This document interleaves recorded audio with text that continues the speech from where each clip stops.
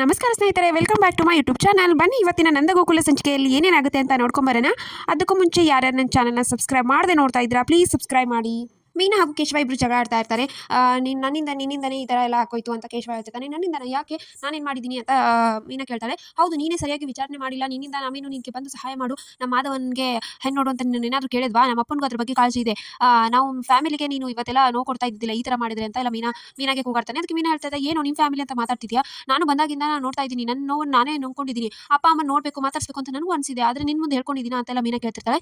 ಇವರಿಬ್ರು ಜಗಳ ಆಡೋದನ್ನ ಹೊರಗಡೆ ಜೋರಾಗಿ ಸೌಂಡ್ ಆಗ್ತಿರುತ್ತೆ. ಅಷ್ಟರಲ್ಲಿ ನಂದನ್ ಕುಮಾರ್, ಗಿರಿಜಾ ಎಲ್ಲರೂ ಬಂದ್ಬಿಡ್ತಾರೆ. ಬಂದು ಈ ಕೇಶವ ಬಾಗಿಲು ತೆಗಿಯೋ, ಏನಾಯ್ತು ಅಂತ ನಂದನ್ ಬಾಗಿಲು ತೆಗಿಸ್ತಾನೆ.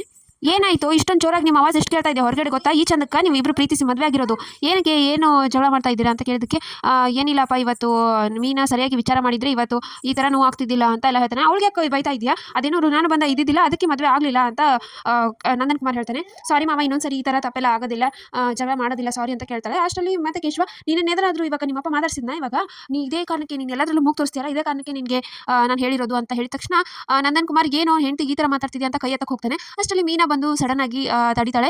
ಗಿರಿಜಾ ಹೇಳ್ತಾಳೆ, ಮೀನಾ ಏನು ಮಾಡ್ತಿದ್ಯಾ, ನೀನು ಹಿಡಿದಿರೋದು ನಿಮ್ಮ ಮಾವನ ಕೈ ಅಂತ ಹೇಳಿದ ತಕ್ಷಣ ಸಡನ್ ಆಗಿ ಮೀನಾ ಬಿಟ್ಬಿಡ್ತಾಳೆ. ಸಾರಿ ಮಾವ, ಇಷ್ಟೊಂದು ದೊಡ್ಡವನಾಗಿರೋ ಮಗನ ಮೇಲೆ ಕೈ ಮಾಡೋದು ತಪ್ಪು ಮಾವ, ನಾನು ನಿಮಗೆ ಹೇಳ್ತಿರೋದು ತಪ್ಪು, ಅದು ಹೆಂಡತಿ ಪಕ್ಕದಲ್ಲಿರುವಾಗ ಈ ಥರ ಕೈ ಮಾಡೋದು ಸರಿ ಅನಿಸ್ಲಿಲ್ಲ, ಅದಕ್ಕೆ ಹೇಳಿದೆ ಸಾರಿ ಮಾವ ಅಂತ ಮೀನಾ ಹೇಳ್ತಾಳೆ. ಅದಕ್ಕೆ ಗಿರಿಜಾ ಹೇಳ್ತಾಳೆ, ಏನು ಮಾವನಿಗೆ ಎದುರು ಮಾತಾಡೋಗಾದ್ಯಾ ಅಂತ ಗಿರಿಜಾ ಕೇಳ್ತಾಳೆ. ಕ್ಷಮಿಸಿ ಮಾವ, ನಾನು ಎದುರು ಮಾತಾಡಲಿಲ್ಲ, ನಾನು ಕನಸಿದ್ದನ್ನು ಹೇಳಿದೆ ಅಷ್ಟೇ, ಸಾರಿ ಅಂತ ಮೀನಾ ಕೇಳ್ತಾಳೆ. ಆಯ್ತಾ, ನಂದನ್ ಕುಮಾರ್ ಬೇಜಾರಿಂದ ರೂಮ್ಗೆ ಹೋಗ್ಬಿಡ್ತಾನೆ. ಆಮೇಲೆ ಗಿರಿಜಾ ಬಂದು ಕೇಳ್ತಾಳೆ, ಏನು ಮೀನಾ ಅವಳು ಗೊತ್ತಿಲ್ಲದೆ ಮಾತಾಡಿದಾಳೆ ಅಂತ ಗಿರಿಜಾ ಹೇಳ್ತಾಳೆ. ಹೌದು, ನನಗೊಂದು ಅರ್ಥ ಆಗ್ತಾ ಇಲ್ಲ, ನಾವು ದೊಡ್ಡವರಾದ್ಮೇಲೆ ಮಕ್ಕಳ ಮೇಲಿನೋ ಇದನ್ನ ಕಳ್ಕೊಂಡ್ಬಿಡ್ತೀವ, ಅವ್ರಿಗೇನು ಹೇಳೋ ಹಾಗಿಲ್ವಾ ನಾವು ಅಂತ ಯೋಚನೆ ಮಾಡ್ತಿರ್ತಾನೆ. ಅಷ್ಟರಲ್ಲಿ ಮಾಧವ ಹಿಂದೆಯಿಂದ ಬರ್ತಾನೆ. ಅಪ್ಪ ಅಂತ ಕರಿತಾನೆ. ಯಾಕೋ ಮಾಧವ ಅಂತ ಕೇಳಿದ ತಕ್ಷಣ, ಅಪ್ಪ ನನಗೊಂದು ಮಾತು ಕೊಡಿಯಪ್ಪ, ನನ್ನ ಮದುವೆ ಬಗ್ಗೆ ಇನ್ಮೇಲೆ ಯಾವತ್ತು ಕೇಳೋದಿಲ್ಲ ಅಂತ ನನಗೊಂದು ಭಾಷೆ ಕೊಟ್ಬಿಡಿಯಪ್ಪ, ನನಗೆ ನಿಮ್ಮ ಮಗನಾಗಿನೇ ಇರಬೇಕು ಕೊನೆವರೆಗೂ ಅಂತ ಎಲ್ಲ ಹೇಳ್ತಾನೆ. ಅದಕ್ಕೆ ನಂದನ್ ಕುಮಾರ್ ಕಣ್ತುಂಬಿ ಬಂದು ಇಬ್ರು ಅಪ್ಕೋತಾರೆ. ಈತ ಅಮ್ಮು ಹಾಗೆ ವಲ್ಲಭ ಇಬ್ರು ರೂಮಲ್ಲಿ ಇರ್ತಾರೆ. ಏನಾಯ್ತು ವಲ್ಲಭ ಅಂತ ಅಮ್ಮು ಕೇಳ್ತಾಳೆ. ಏನು ಇಷ್ಟೊತ್ತು ನನ್ನ ಜೊತೆ ಇದೆ ತಾನೆ, ಇದಕ್ಕೆ ನೀನು ನಿಮ್ಮಪ್ಪ ಇದೇ ಥರ ಪದೇ ಪದೇ ನೆನಪು ಮಾಡಿ ಈ ಥರ ಇದನ್ನ ಮಾಡ್ತಿರಲ್ವಾ ಅಂತ ವಲ್ಲಭ ಹೇಳ್ತಾನೆ. ಏನೋ ಸಾಕು, ನೀನು ತುಂಬಾ ನಾಟಕ ಮಾಡ್ತಾ ಇದೆಯಾ, ನನಗೊಂದು ಜೀವನ ಕೊಟ್ಟಿದ್ಯಾ ಅಂತ ಹೇಳಿ ಪದೇ ಪದೇ ಹೇಳೋದು ನನಗೇನು ಸರಿ ಇರಲಿಲ್ಲ. ನಾನೇನು ನೀನು ಬಂದು ತಾಳಿ ಕಟ್ಟು ಇದನ್ನ ಮಾಡು ಅಂತ ನೀನು ಕೇಳ್ಕೊಂಡಿದ್ನ, ನನಗೆ ನಾನು ಸತ್ತೋಗಿದ್ರೆ ಸತ್ತೋಗ್ಬಿಡ್ತಿದ್ದೆ, ಬಿದ್ದು ಸಾಯ್ಬೇಕಿತ್ತು ಅಂತ ವಲ್ಲಭ ಹೇಳ್ತಾನೆ. ಇಷ್ಟ ಕೋಳಿ ಜಗಳ ಆಗುತ್ತೆ. ಆಮೇಲೆ ತಮ್ಮೀನ ಅಡುಗೆ ಮನೆಗೆ ಬಂದು ಹುಡುಕ್ತಾ ಇರ್ತಾಳೆ. ಸೀಮೆಣ್ಣೆ ಡಬ್ಬ ಇಟ್ಕೊಂಡಿರ್ತಾಳೆ. ಅದಕ್ಕೆ ಗಿರಿಜಾ ನೋಡ್ಬಿಟ್ಟು ಇವಳು ಏನಾದರೂ ತಪ್ಪು ನಿರ್ಧಾರ ತಗೋತಿದ್ದಾಳ ಅಂತ ಗಾಬರಿ ಆಗಿರ್ತಾಳೆ. ಅಷ್ಟರಲ್ಲಿ ಅದ್ರ ಪಕ್ಕದಲ್ಲಿರೋ ಕಜ್ಜಾಯ ಡಬ್ಬ ತಗೊಂಡು ಮೀನಾ ತಿಂತಾ ಇರ್ತಾಳೆ. ಏನೇ ಮೀನಾ, ಏನು ಮಾಡ್ತಾ ಇದೆಯಾ ಅಂತ ಗಿರಿಜಾ ಕೇಳ್ತಾಳೆ. ಅದಕ್ಕೆ ಮೀನಾ, ನಂಗೆ ಸಿಟ್ಟು ಬಂದರೆ ಏನಾದರೂ ತಿನ್ನಬೇಕು, ಇಲ್ಲಾಂದ್ರೆ ನನ್ನ ತಲೆ ಸಿಡಿಯುತ್ತೆ ಅಂತ ಮೀನಾ ಹೇಳ್ತಾಳೆ.